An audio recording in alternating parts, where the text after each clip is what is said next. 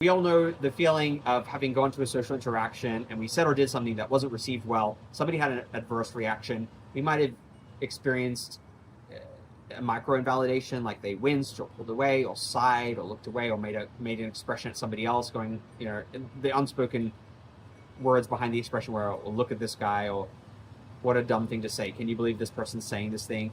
And we went, oh, we saw the reaction and we internalized it as we failed and we are a failure. Because that often happens to us when we aren't trained or we don't have neurotypical social intuition.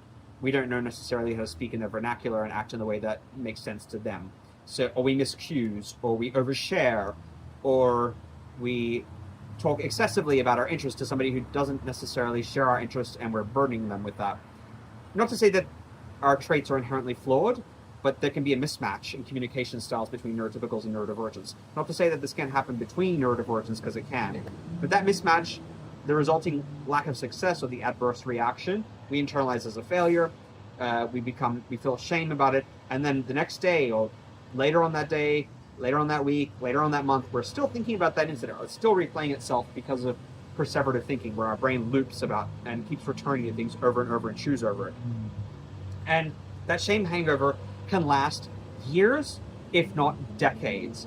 I've had things that I've done in the past that I was very embarrassed by, and to this day still very embarrassed by.